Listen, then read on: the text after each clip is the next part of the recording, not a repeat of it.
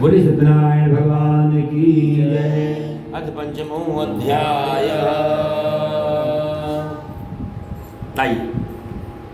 पांचवें अध्याय का महात्म श्रवण करते हैं। सूत जी महाराज बताते हैं 88,000 ऋषियों से कि हे मुनियों, और भी एक कथा सुनो। सज्जु की कथा बताते हैं। ये तो कलयुग चल रहा है, अभी कलयुग तो अभी शुरू हुआ है, कलयुग तो अभी बच्चा है। सज्जु की कथा बताते हैं। कलयुग का भी ये पहला चरण है, फर्स्ट इंप्रेशन है। तो ऐसे कई बार कलयुग आए हैं। सज्जु की कथा बताते हैं। सज्जु भी बताते हैं कि एक तुंगध्वज नाम के राजा थे, जो प्रजा को पुत्र के समान समझते थे। प्रजा को पुत्र के समान समझते हैं। भगवान के प्रसाद का अपमान करने से उनको बहुत कष्ट हुआ। बताते हैं कि जंगल में गए थे शिकार करने, सेनाओं का संग छूट गया, राजा रास्ता भटक गया। उसी जंगल में एक प्रेत रहा करता है, वह बहुत भूखा है, राजा को खाने दौड़ा। राजा ने कहा कि कौन सा पाप किया है जो तुझको प्रेत योनि मिली है? कौन सा पाप किया है जो तुझको प्रेत योनि मिली है? मैं तो राजा हूँ, मेरे साथ में चलो, मैं तुम्हें बहुत कुछ खाने को दूंगा और प्रेत योनि से मैं तुम्हें मुक्त कर दूंगा। राजा की बात प्रेत को अच्छी लगी। उसने कहा कि हमने तो पूर्व जन्म में बहुत सारे पाप कर्म किए हैं, मैं गुजरात का रहने वाला हूँ, मेरी अकाल मृत्यु हुई है। राजा ने कहा मेरे साथ में चलो, मैं नारायण नागबली विधि करके तुम्हें प्रेत योनि से मुक्त कर दूंगा। राजा की बातों में प्रेत आ गया, चल पड़ा। कुछ दूर जाने के बाद राजा ने देखा कि उसी जंगल में कुछ ग्वाल वाले भगवान सत्यनारायण की पूजा कर रहे हैं। राजा घमंड में भगवान को प्रणाम नहीं करता और ना ही तो भगवान की पूजा में जाता है। ग्वाल वालों ने देखा राजा को तो भगवान का प्रसाद ले जाकर के राजा को दिया। स्वतः ग्वालों ने प्रसाद खाया, लेकिन राजा ग्वालों के हाथ का दिया हुआ प्रसाद नहीं खाता है, भगवान के प्रसाद का त्याग कर देता है। वो प्रेत बहुत भूखा है, उसे भूख लगी थी, भोजन समझ करके वह प्रसाद खा लेता है। प्रसाद खा लेने से प्रेत आत्मा के लिए वैकुंठ से विमान आता है, उस प्रेत को मोक्ष हो जाता है, वह प्रेत आवागमन के चक्कर से मुक्त हो जाता है। और राजा भगवान के प्रसाद का अपमान करता है तो इसको बहुत कष्ट होता है। स्कंद पुराण में बताते हैं कि तस्य पुत्र स्तम नष्टः धन धान्यादिकं सर्वतः।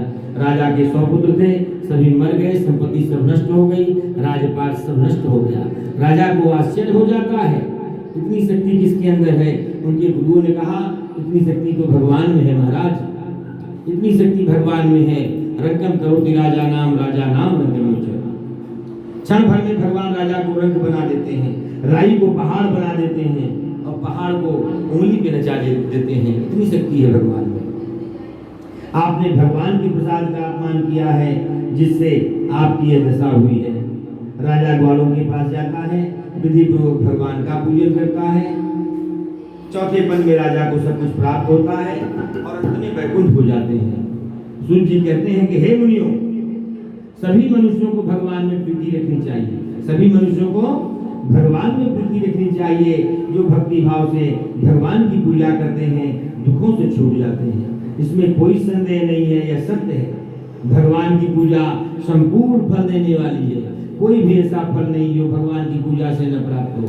इन्हें कोई सत्यदेव करते हैं, कोई राम करते हैं, कोई कृष्ण करते हैं, कोई हरि, कोई विठ्ठल करते हैं। यही भगवान विष्णु है जो नाना प्रकार का रूप धारण करते हैं और भक्तों की इच्छा की पूर्ति करते हैं। जो भय में है मुक्त हो जाएंगे, जो बंधन में है छूट जाएंगे, इस लोक के सुख को भोग करके वैकुंठ हो जाएंगे, इसमें कोई संदेह नहीं है, यह सत्य है। सूत जी बताते हैं कि जिन्होंने पहले जन्म में पूजन किया है, हे मुनियों, उनके दूसरे जन्म की भी कथा कहता हूँ, सुनो। पहले अध्याय में सदानंद नाम के ब्राह्मण दूसरे जन्म में सुदामा हुए, भगवान कृष्ण की भक्ति करके मोक्ष को प्राप्त किया।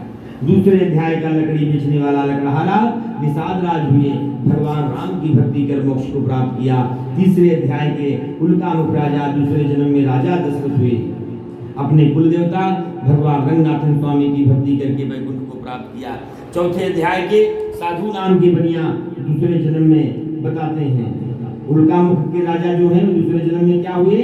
राजा दशरथ हुए, अपने कुल देवता भगवान रंगनाथन स्वामी की भक्ति करके वैकुंठ को प्राप्त किया।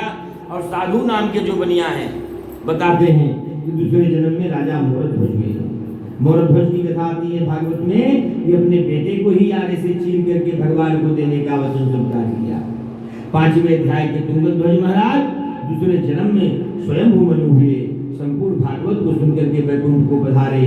गोप लोग दूसरे जन्म में ब्रजमंडल स्वामी हुए, संपूर्ण अत्याचारी राक्षसों का वध करके भोग लोग धाम हो गए। इस पंचमोध्याय समाप्त। रेवा खंडे से स्नाभ्याम बोले सत्यनारायण भगवान की।